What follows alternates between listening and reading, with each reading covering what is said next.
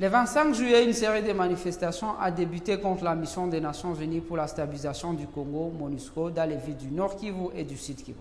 Au moins 23 personnes sont décédées, dont 20 civils manifestants et 3 membres du personnel militaire de la MONUSCO. Plusieurs biens appartenant à la mission onusienne ont été volés.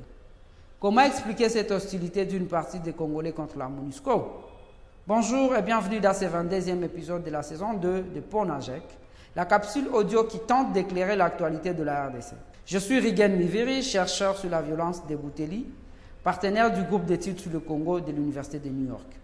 Nous sommes le vendredi 29 juillet et cette semaine, nous nous intéresserons aux manifestations anti-MONUSCO.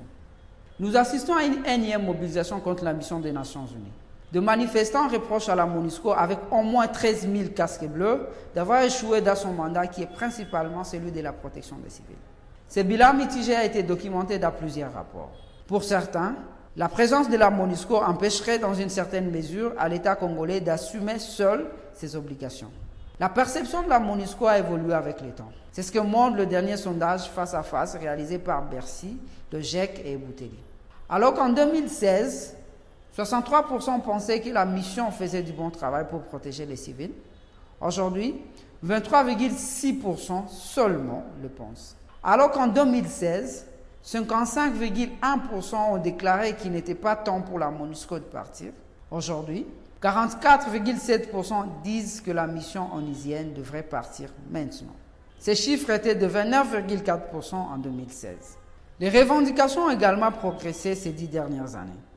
Une première manifestation organisée par la Lucha avait lieu à l'occasion de la visite à Goma en septembre 2013 du secrétaire adjoint de l'ONU chargé du maintien de la paix. À l'époque, la revendication était que la MONUSCO soit plus offensive contre les groupes armés.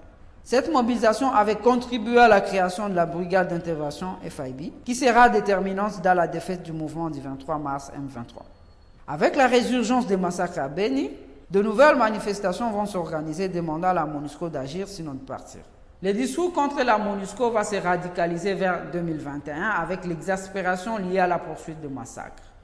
Le message était clair, la MONUSCO doit partir.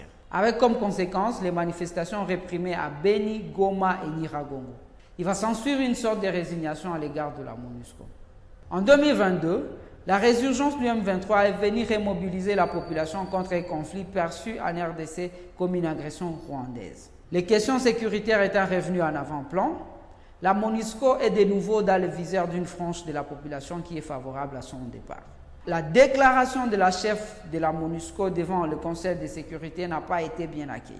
Elle n'a pas indexé le Rwanda et a semblé avouer l'échec de la mission en disant que le M23 dispose de beaucoup de moyens et se comporte comme une armée. Une partie de la population est revenue à la charge en disant que si la MONUSCO ne peut pas combattre le M23, alors sa présence ne se justifie plus. À ces reproches et revendications, la MONUSCO répond souvent par des arguments rejetant la responsabilité au seul État congolais.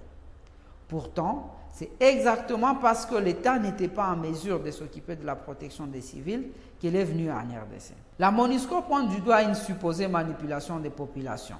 Il est vrai qu'il y a eu des discours des politiciens qui ont appelé à son départ. Tel est le cas, par exemple, du président du Sénat. Cependant, il apparaît que ces politiciens sont venus profiter des revendications anciennes et insistantes d'une population sans cesse victime de l'insécurité. En même temps, ils profitent aussi pour rediriger les frustrations qui pouvaient les viser vers la MONUSCO. Il n'est pas certain que la MONUSCO va quitter la région à la suite des événements en cours. Le Conseil de sécurité de l'ONU a prolongé le mandat d'une année supplémentaire malgré les manifestations de 2021 qui ont également été violentes. Néanmoins, il existe un plan de sortie discuté avec le gouvernement congolais qui est censé se dérouler sur plusieurs années.